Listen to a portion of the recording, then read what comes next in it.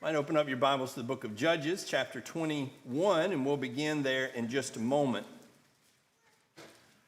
Judges chapter 21.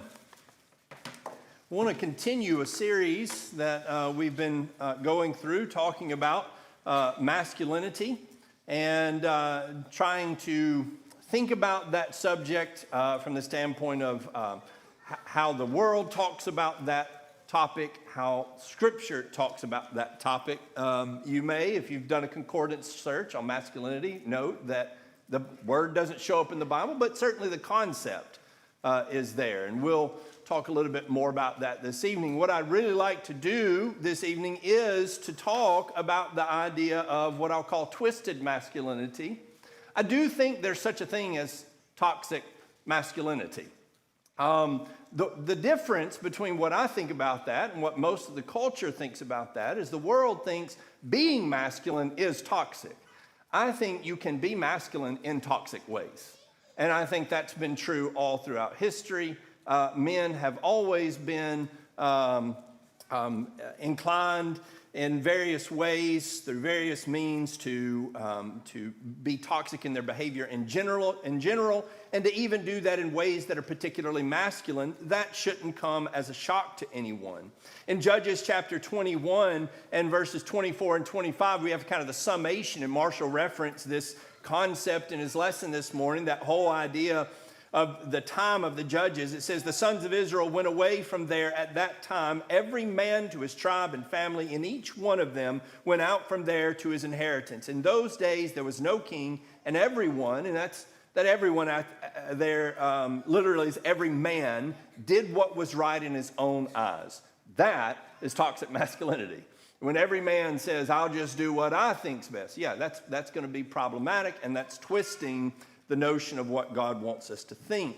As I said, though, we live in a society that really has not drawn lines between good masculinity and toxic masculinity. As one writer put it, talking about healthy masculinity is like talking about healthy cancer.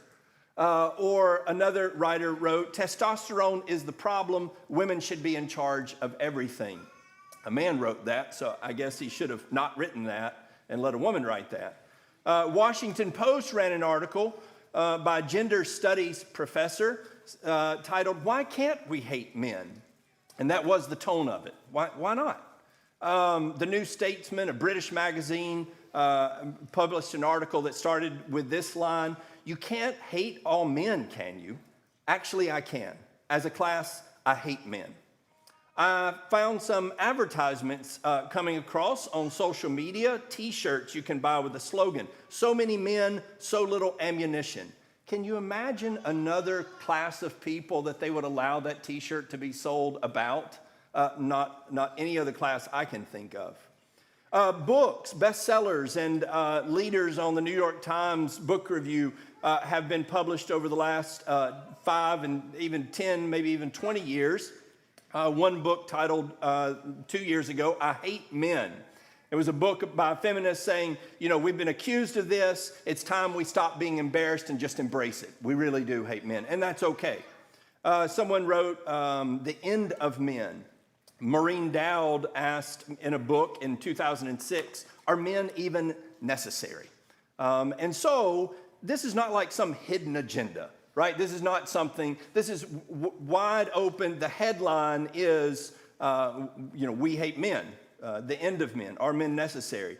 In 2006, Jim McNamara did an extensive content analysis of portrayals of men in mass media. This includes news, feature articles, talk shows, and so on. He found that more than 75% of all media representations of men portrayed them as villains, aggressors, perverts, or philanderers. And I would just say I was shocked that it was only 75%, because so many portrayals are in that negative vein. Well, how do we get to this place where it is so accepted to make men the villain? Are there legitimate complaints here?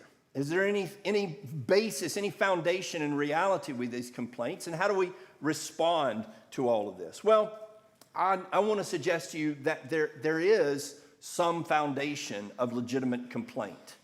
And what we have in history is a lot of overcorrections back and forth between the feminization and the masculinization going back and forth, and I think particularly unvirtuous ways. And so I'd like to just walk through comparing some of that history to what the Bible has to say, talk about where we are now and how we respond. And I want to start that by talking about something I brought up in a sermon about a year and a half ago, talking about God's household and what households look like in Scripture in the first century, and really what most households looked like coming all the way through about the middle of the 1700s when the Industrial Revolution hit the world. And it really did change a lot of dynamics, not just in Christian homes, but in homes across the world. That everybody's home sort of changed as men left the home and went out to some other place to work. To begin with, in Genesis chapter 2 and in Genesis chapter 1, as God is creating the family, and indeed he does create the family, it's not some evolutionary process of convenience, but rather it is the order that God put in place. And he says in Genesis 2 and verse 18, Yahweh God said, "It is not good for the man to be alone, and I will make a helper suitable to him." Now, we can and will spend more time talking about that idea of helper and talking about lessons about women. And if you're wondering, yes, I will get to the women at some point. We're talking about men right now. But the word helper there it's not a word of inferiority, but rather it is the same word that is used of God himself, that I will be your helper. And so it's not like some subservient necessarily. Now, there are other elements here that indicate the submissive role and the leadership role of men, and we can talk about those in other instances. But here is an idea of men and women working together. Working together to accomplish what? Well, we're told that back in chapter 1 in verse 28, where it says that after God had created them in his image, male and female, he created them. It says he blessed them, and God said to them, "Be fruitful and multiply and fill the earth and subdue it, and have dominion over the fish of the sea and over the birds of the sky and over every living thing that creeps on the earth." And so what they're working together is in really two tasks. Be fruitful, that is multiply, and have dominion over the earth. And so use the earth, make usage of the earth to good means for your own benefits and the benefits presumably of your children and so forth. So they work together in this task that God has given them. Well, then we come to, so all throughout history, most people, the vast majority of populations, excluding some extraordinary circumstances like military endeavors, which incidentally, most people, they didn't have a standing military. You know, Israel typically did not have a standing military as they rose up to war and then they would go back home. You see that in the book of Deuteronomy as you see that instance of, you know, come fight the battle, then go back home and work on your farm and so forth. And most places have been that way. So there are some instances where there would be an exception where men would be away from home, but throughout most of history, men were in the homes. And this is right up through the late 1600s on into the 1700s, even like doctors and lawyers and people that we would typically associate with having an office, it would have been in their home. That would have just, you would come there. Maybe they make house calls, but you would come there.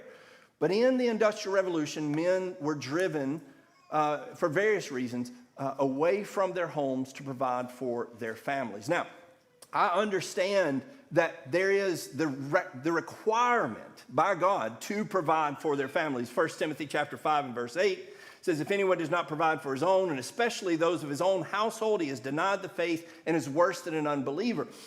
So a lot of the means of people making income in their homes began to disappear. They could not compete with the industrialization, with the big factories and so forth. You know, you take a cobbler, somebody making shoes by hand. He can't compete with, well, Nike. You know, I mean, whoever it was in that day, you can't compete with that. So they're driven out of the home into a factory because they want to live by this mandate. So I'm not saying, as we get along in the lesson, I'm not saying that if you work 8 hours a day, 40 hours a week away from home, that you're doing something wrong. But maybe it's still not ideal. Even if it's not immoral, what we're trying to do is what God's told us to do, provide for our families. But we've had to walk away from our families and spend great amounts of time away from our families in order to accomplish what Paul talks about there in 1 Timothy 5 and verse 8. What this led to was a breaking up of the home into individual pieces where it had been a cohesive unit. And by cohesive unit, I mean in every conceivable way. We've talked about this before in the lesson that I referenced in Matthew chapter 24 and verse 45. You see this word used when Jesus says, "Who then is the faithful and prudent slave whom his master will put in charge of his household to give them their food at the proper time?" That word household is the word we get our word for economics from. And it was an economic unit, right? Everybody worked together. Now, men and women did not do the same work, but they did work towards the same ends, right? Side by side. Obviously, physical limitations and so forth would make for different division of labor, but they were working towards the same end. Children came right along into that and began, as they were capable, to be a part of that work. But now, men went off to the factory, the office. Children were taken to schools, and we had to educate children because they had to be able to function in this brave new world, and they couldn't be left at home to be ill-educated. Before then, they were educated in all the ways that they needed to be a part of that unit, to be a part of that economic force that was the household. Women were left alone at home that had once been the center of life and now was only a respite from life.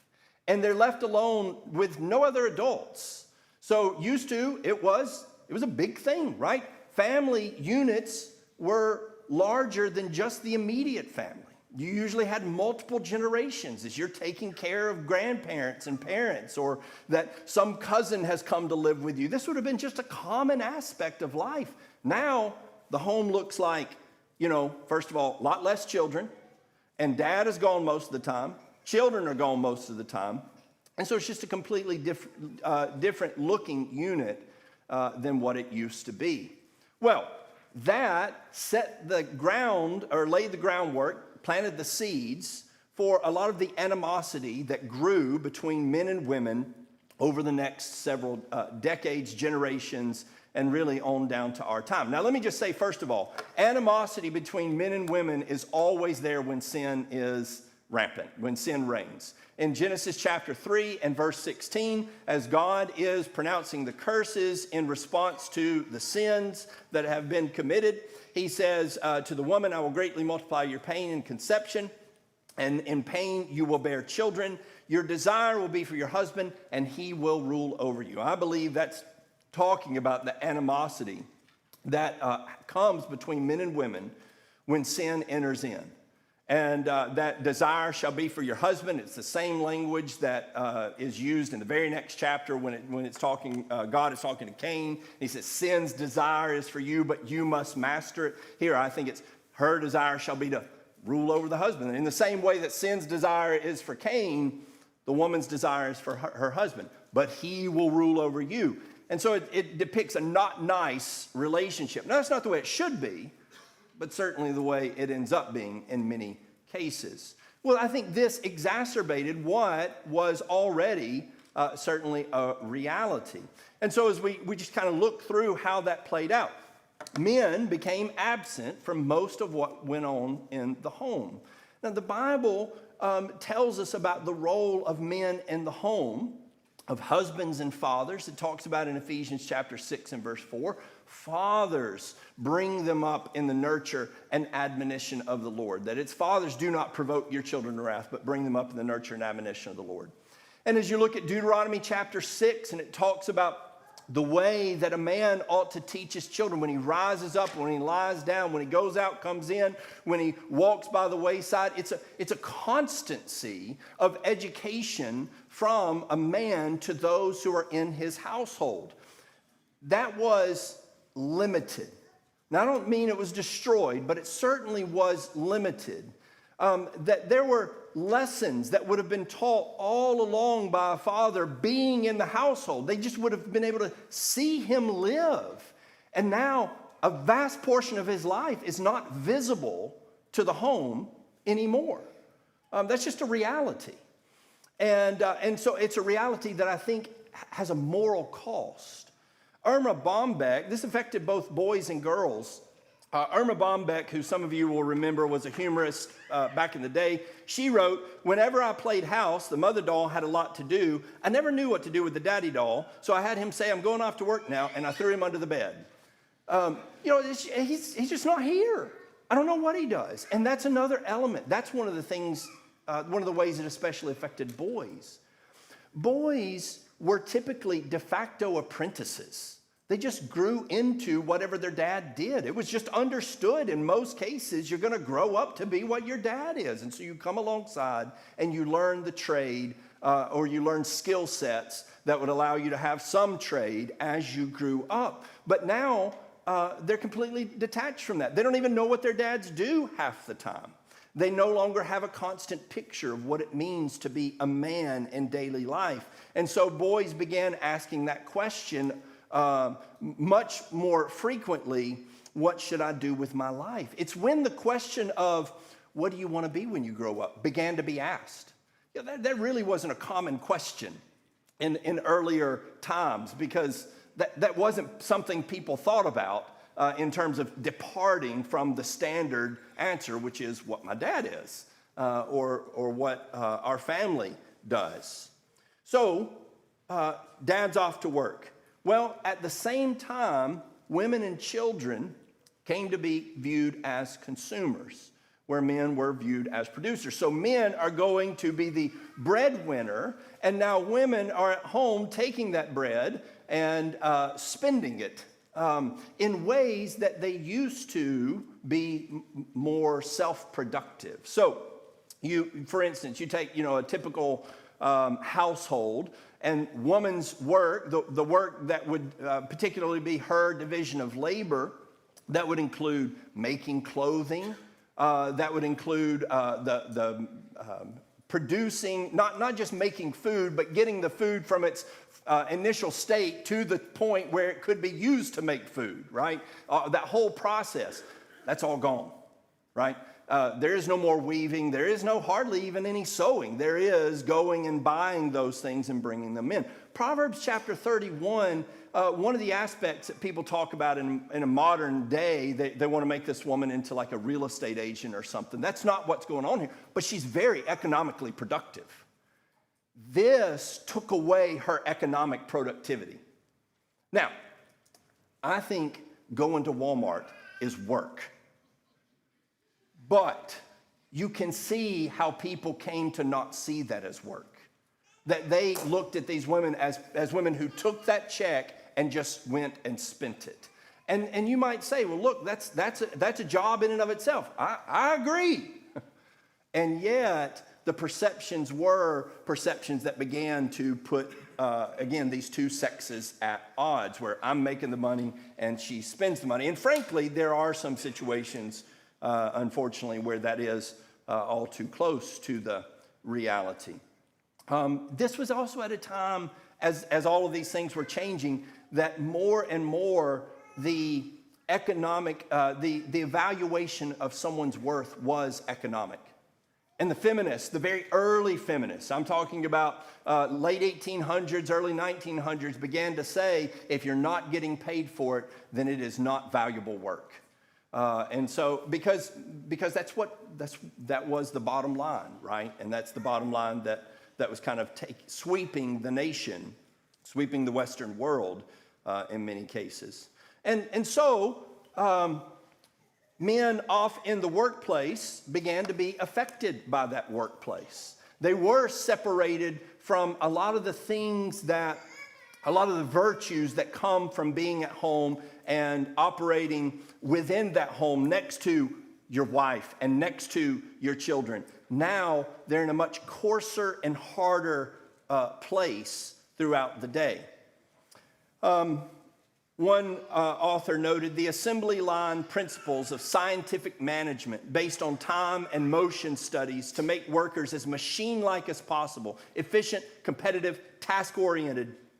But parents dealing with children must be patient and cooperative and people-oriented. So the idea is that, there were very hard qualities needed at work with very little softening of those qualities. And then you kind of had to just switch gears when you got home, and now I'm in a very different zone.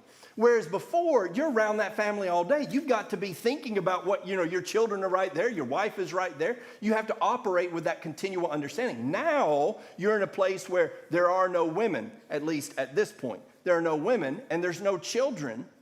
And so you get a little bit harder.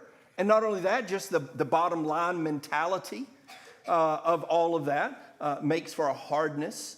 And then so now I've got to soften up and have a completely different mentality once I walk in the door at home.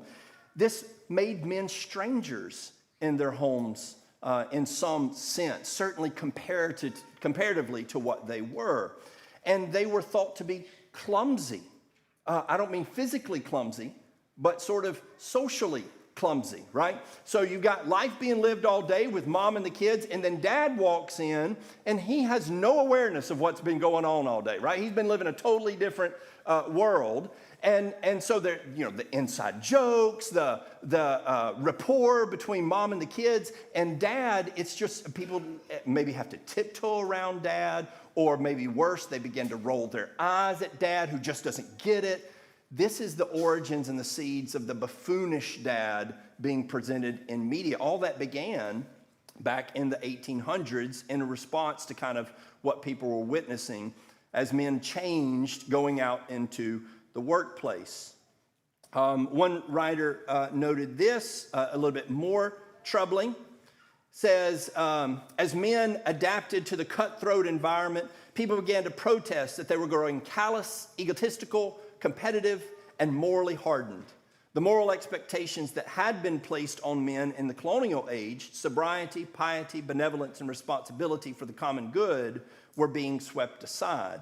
A historian named Theodore Green, found that in the colonial age, articles and pamphlets praised men for their moral qualities: honesty, piety, thrift, sobriety, hard work, and civic service. But in the 19th century, magazine articles praised men most often for personality traits needed to get ahead in the marketplace, such as ambition and dominance and strength of will. And so it went from here's a godly man, public praise of men was put into the realm of fruit of the Spirit and Christ-like qualities. Then it's what makes a man a titan of industry, right? The man who can bring industry under his will, can make the most money, things of that nature. Well, men were being asked not just to leave the home for 40 hours a week. Actually, that was eventually, the 40-hour week was fighting back against all of this because they were being told, you should be loyal, most of all, to the company. And this is where we get the notion of being a company man.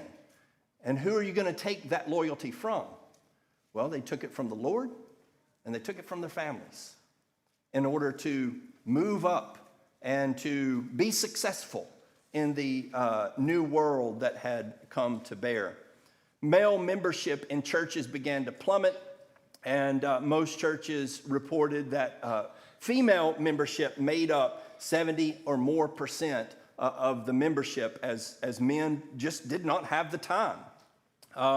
In addition, not only were men gone during the day, but some of the demoralizing elements of factory work and so forth pushed them into finding coping mechanisms, most especially drinking. Drinking skyrocketed during this time. In 1830, the average American man drank 3 times what the average is today. Saloons went through the roof. Can you imagine a time and place where people drink more than they do now? 3 times that. And so you can see when we get to the temperance movement and the prohibition, women were wondering, what are we going to do? Our men aren't coming home. And so what's actually happening is that they've just become more worldly as they live more in the world. That's what Paul talks about in Ephesians chapter 2 when he refers to the past of the Ephesians, that they were dead in their transgressions and sins, in which you formerly walked according to the course of this world. That's what we're just saying. There's no, they took away one of the main governors, which is being at home and taking care of your family, and put men right alongside of other men. But he says, according to the course of this world, according to the ruler of the power of the air, the spirit that is now working in the sons of disobedience, among whom we also formerly conducted ourselves in the lust of our flesh, doing the desires of the flesh and of the mind, and were by nature children of wrath, even as the rest. Prostitution increased during this time.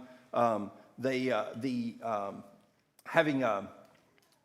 what do they call them? Burlesques, things of that nature, which is, just an old-timey word for a strip joint, began to populate everywhere. And so men were acting more brutish and more coarse and more immoral in their behavior. So women said, we've got to fix this.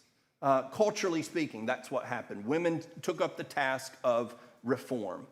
And the idea was not so much that it wasn't man-hating, though some of the things I'm going to quote here sound man-hating. It wasn't man-hating. It was more of in sympathy.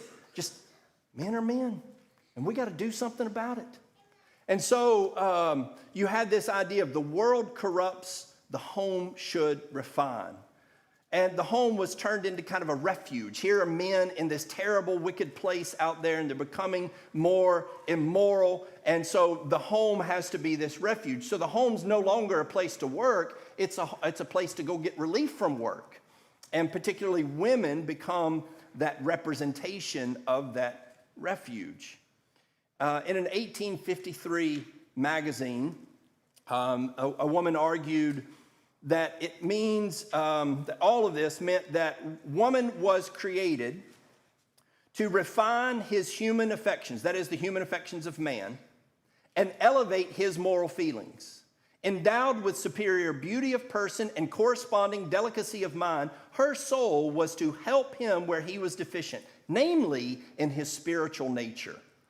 So what they're saying, what they began to say is not just that man is being corrupted because society has changed and he's got more temptations and men are not dealing with those temptations well. It's saying this is just the way men are. Men are spiritually deficient and need women. The same author said, to bring about the true Christian civilization, men must be made to become more like women and the women more like angels. And so what they basically said is women exude true religion. They are the bearers of true religion, and men just aren't. And some went so far as to say men were more affected by the fall than women had been. Romans chapter 3, one even quoted it like this, Romans chapter 3 and verse 23, all have sinned and fallen short of the glory of God, but men may have fallen a little bit farther. And that's what they thought. And that's just the reality. Men are this way. Elizabeth Cady Stanton, one of the kind of original leaders of the women's rights movement in America, said, the male element is a destructive force, stern, selfish, aggrandizing, loving war, violence, conquest, acquisition, breeding in the material and moral world alike discord, disorder, disease, and death. See what a record of blood and cruelty the pages of history revealed. What was needed, she concluded, was a new evangel of womanhood to exalt purity, virtue, morality, true religion, to lift man up into the higher realms of thought and action. Men are just more depraved, and so we've got to take up the standard. Religion, in response, began to be feminized. And so, earlier, the woman who said that women more like angels, this is the time, this would be mid-1800s, late 1800s, angels first began to be depicted as feminine. Up to this point, angels were men-like with swords, usually bringing judgment, like they do in the Bible.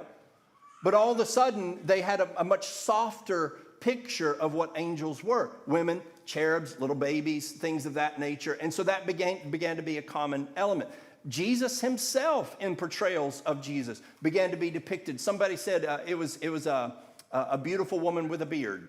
And he softened his image, softened the depictions of what he was doing. It was the main depiction of Jesus came to be receiving the little child, which granted, there's a place for that. But it rooted out all of the military language, all of the militant pictures of who Jesus was. And so it was a trade-off.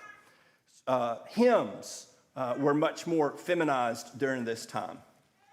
So what was the response? Well, the response was that men did not like women trying to order them around. And so men began to rebel against that reformation, which takes us back to Genesis chapter 3 and verse 16. You shall want to, for your husband, you want to rule over him, but he's not going to have it. And that was the reality. As religion became more feminized, men felt that there was no place for them, and so they began to pull back. Worse yet, they began to accept the characterization of themselves as naturally brutish and coarse. Men did not say, in fact, that no, you've got it all wrong. We're actually pretty good. They said, look, that's who we are. One of the elements that came alongside of this is the theory of evolution. Late 1800s, you've got Charles Darwin's origin on the origin of species that comes out, and it gives people an idea that says men are the way they are because they come from brutal origins, hunter-gatherers, et cetera, and they said, look, that's just the way we evolved. Women evolved to be much more submissive because they weren't as strong, so they had to make the men happy. So they've evolved the way they have, we've evolved the way we have. And the solution was, instead of trying to make men more civilized, which is what women were saying they needed to do, is civilize men, they actually decided what we really need to do is return to nature. And religion got on board with this. And men need to be more primitive and so forth. And so you get a lot of movements to get back to the woods. The Boy Scouts were started during this time. The YMCA was started in 1844 to make men more manly. Now, isn't that ironic if you think about the picture of the YMCA today? But to make man more manly with the godly principles alongside that. Larger churches, especially in urban areas, began to build gymnasiums during that mid-1800 period. This is kind of social gospel coming alongside this. And basically what they were saying is there's nothing masculine in here to get men in here, so we need a basketball court to get them in here. Then maybe we can teach them some of this while they're here. And so that's where a lot of that comes from. Additionally, we see that as people are saying, how do we get men to be manly again? They looked to the noble savage. That is pagan savages, but they referred to them as the noble savages. Not Christ, not Scripture, but that idea, again, of get back to the woods. The Native American Indian, he really represents manliness, right? And so the founder of the Boy Scouts, that's what he did. He took boys out into the woods and let's put on the war paint, let's beat our chest, and let's go around a fire, and let's get back to nature. Again, not Scripture, but back to nature. The order of the day as role models for boys became all along, and coming on into the 20th century, cowboys, pirates, Indians, etc.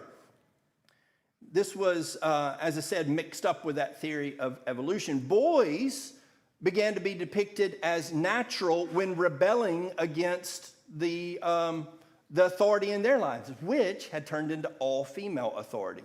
Mothers and school teachers were all women.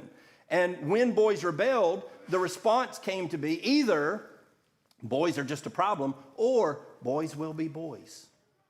And so you're just talking, it's just the natural way boys are. Now, I know there is some rambunctiousness is part of being a boy. I get that. But disobedience and rebellion, they were saying that's just part of the very nature of who boys are. Obedient boys came to be known as mama's boys. Not respectful and good children who honored their father and mother. No, they're mama's boys. They're sissies. as that word came into usage in the late 1800s. Actually, it was used before that in a normal sense to refer to sisters, but then it came to be used to refer to boys who did what their mamas told them to do. Mostly, then, the result has been mixed up virtues and vices depicting masculinity. So I know, like, you may be hearing this and thinking, I like cowboys. I do too. But I tell you what, as I think through this, and as I think trying to adjust for biblical morality, I love John Wayne movies, okay? Let me just say that right up front. John Wayne is a drinker and a carouser. He almost, in very few of his movies does he take the home responsibility. Most cowboy movies are a lone man, divorced from responsibility, out on his own. You take the movie Shane, love it. Shane comes in and he's the lone gunman who kills the bad guy, and he's the hero who rides off into the sunset, and who is depicted in a shallow light or a poor light in connection. It's the father, the farmer, who is not a gunslinger, but he is a hard worker trying to make a place and a home for his wife and children. And so it's a mixed bag at best. Now, so men sort of embrace that. We're going to be the brutes. We're going to be this sort of growling, caveman, primitive. That's just who we are. The modern response to that has been to once again lump all male behavior as wicked, but now it's without that mindset of reform. Now it's just, let's get rid of them. So The Atlantic published an article that said the bad news for dad is that despite common perception, there's nothing objectively essential about his contribution. The New York Times ran an article that said this: one of the most persistent and frustrating problems in evolutionary biology is the male. Specifically, why doesn't he just go away?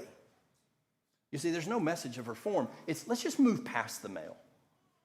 And frankly, they're saying we've got in vitro fertilization. We've got means of making more babies. We don't even need them around for that. We've evolved past them. And so masculinity, good and ill, are mere evolutionary relics, and it's time to move on. Religious significance, religious notions of manhood are completely set aside, of course. Well, what about all this?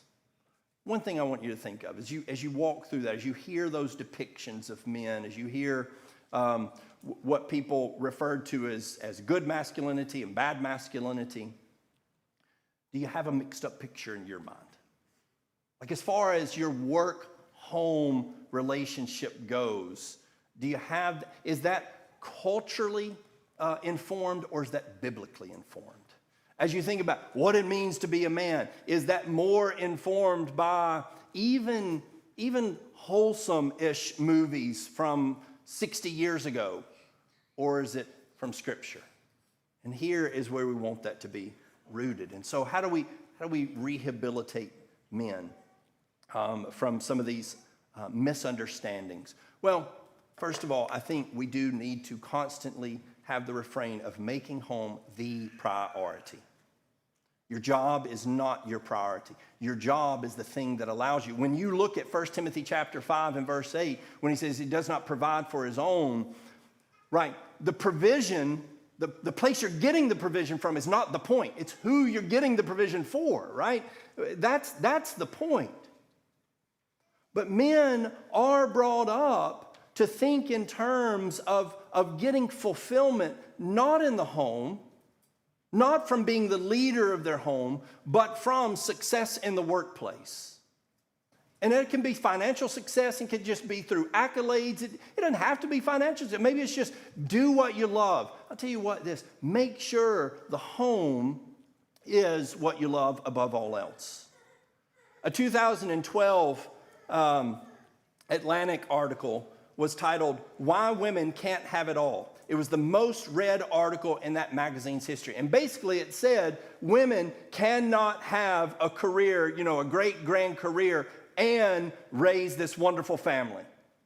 Now, that's maybe shocking that that was in the Atlantic, but it was, and people read it. Not as many people read the article that came out a year later that said, neither can men. And they can't. You cannot be a titan of industry and have the home that you want. It is extremely unlikely, let me put it that way. I think of what Jesus says about the rich, that it is easier for a camel to enter through the eye of the needle. What is he saying? You have to give up too much. And so, in a world that pushes boys to be identified by their careers, we need to be pushing boys to be identified as husbands and fathers when they are married and when they have children. We need to be thinking in terms of not what is most healthy to the bottom line, but what is most healthy to get my family to heaven.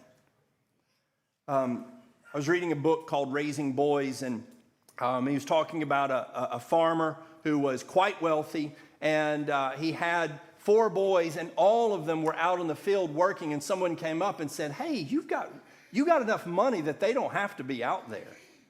And he said, you don't understand. I'm not raising corn, I'm raising boys. Like, that's not the product that I think is most important. It's not what you think is most important. And so that needs to be our mentality.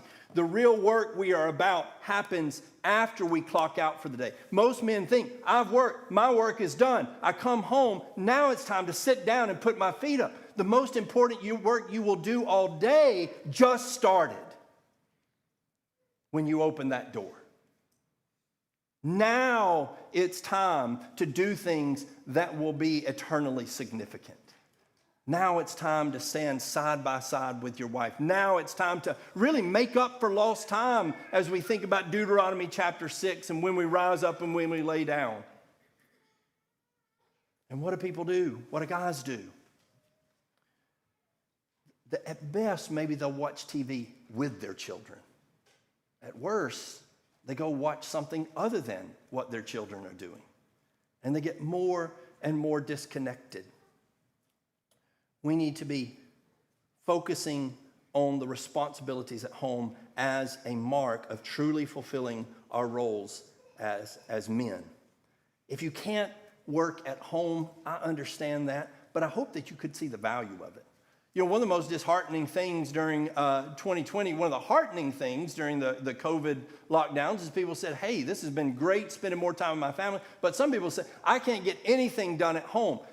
You know, most people did throughout most of history. They figured out a way. And I think part of that's because we don't train our kids like we used to. But that's where the real courage and responsibility and masculinity. I mentioned Shane earlier. In the movie The Magnificent Seven, there is a pushback to that. Charles Bronson's character, as one of the boys, is talking about his dad and the other dads being cowards. He says, don't you ever say that again about your fathers, because they are not cowards. You think I'm brave because I carry a gun. Well, your fathers are much braver because they carry responsibility for you, your brothers, your sisters, and your mothers. I've never had that kind of courage. That is the real courage. It is mundane, and it is every day waking up and taking care of the things that are yours to take care of. Of course, Jesus is our picture of masculinity, not a caveman. I think too often pictures of Jesus have been feminized in many ways. You take a passage like Matthew chapter 5 and verse 5, blessed are the meek, for they shall inherit the earth. And so, in so many ways, meek is presented as a weak characteristic. A Greek military leader named Xenophon used the word to describe war horses that were well trained, strong and spirited, yet highly disciplined. Socrates said that a meek person was one who could argue his case without losing his temper. And Plato used the word to describe a victorious general who was merciful to a conquered people. Aristotle referred to a meek person as someone who was concerned about justice, but whose anger did not degrade into revenge or retaliation. All of these are coming from a place of authority, controlled. and it is about controlling passion. So here's just one example. Jesus was meek. Yeah, what do we even mean by that? And this is the picture, right? This is how they describe a war horse. And of course, you do have Jesus. I'm fascinated in the book of Revelation as Jesus enters into the picture. The Lion of Judah, who is a lamb. See, the world wants to highlight the lamb and defang the lion. But he is both. He is the ruler who will not crush a bruised reed, but will rule with a rod of iron. And you can't put either one of these depictions down. And so we need not less of Jesus, we need much more of Jesus. One of the good things that came out of that sort of masculine response of religions when they were building gymnasiums, one of the good things that they did is say, we need more masculine depictions of Jesus in our hymns. That song that we sang, "The Son of God Goes Forth to War," was one of those songs written in response to the perceived feminization of religion. I didn't even tell Thomas to lead that song. He just went looking for a masculine song, and he found it. And that was the idea, is that Jesus is masculine, and we need to sing about that, and we do. And so we need boys and men to see the picture of who they're supposed to be. And any references, look, I don't care if you like Tim the Toolman Taylor and his grunting and growling, but understand this, when he talks about, that's an old reference, I know, but some of you get it. When he talks about grunting with the guys, that's what he's talking about. Being a caveman. That is not what we need to get back to. That never was even in existence. It wasn't a thing. This is what we're trying to get back to. Jesus is the picture of the man, right? He is the perfect man. And so he's our picture. We are trying to get back to something. One of the things people would say is, that men, as they were being civilized and so forth, they just had this drive to get back to nature and so forth. I do think we have a drive, as Pascal put it, there's a God-shaped hole in all of us, and men try to fill it with a number of false things. But we are trying to get back to something. What is it we're trying to get back to? Not some hunter-gatherer, primitive, Homo sapien state. Man's original state was upright alongside of his wife, working in a garden. And it was communion with God. And Revelation 22 and verses 1 through 3 say that he showed me a river, a water of life, bright as crystal, coming from the throne of God and of the Lamb. In the middle of its street, on either side of the river, was the tree of life, bearing 12 kinds of fruit, yielding its fruit every month. And the leaves of the tree were for the healing of the nations. And there will no longer be any curse. And the throne of God and of the Lamb will be in it. And his slaves will serve him. That is a depiction of a restoration of all, and frankly more, than was lost in Genesis chapter 3. And so I do think we're trying to get back to a state. Where is it? It's right there. And you won't find it outside of there. And this will be the best we can do, because what God says is that he's made us in his image. And we can do no better than to be faithful bearers of that image. I'll just ask you this, what do you want to accomplish? As men particularly here, what do you want to accomplish? I think of Joshua 24 and verse 15. I want to be able to say in truth what Joshua said. I think Joshua had the kind of home where he could talk like this. I don't think he's just blowing smoke and saying, they better. I think what he's saying is, this is where we are. As for me and my house, we will serve the Lord. I want to be like Noah. In a world gone completely mad, and that's where we live, maybe not as mad as Noah's day, but we're getting there as fast as we can. I want to be able to have that depiction that Peter gives. 8 souls. Who? Noah's family. That's who made it. me and my house, we made it. If the whole rest of the world goes right down to damnation, can at least be said, me and my house, we made it. I don't think there's anything more important that you could be focusing your time and your attention on. Now, if you're here and you're not a Christian, can I suggest to you that the ideal picture, it's not 50 years ago or 60 years ago. Sometimes we think, boy, that ideal picture, if we could just get back to the 1950s. The ideal picture is over 2,000 years ago. And nothing new will ever come along that will be better. There are no improvements. There's no better way coming to be a man or a woman, but to be in the image of the one who created you, represented by Jesus as he lived among us some 2,000 years ago. If there's anyone who needs to submit to that image, to submit to that picture, and know the joys and blessings of that, if we can help you in any way, won't you come while we stand and while we sing?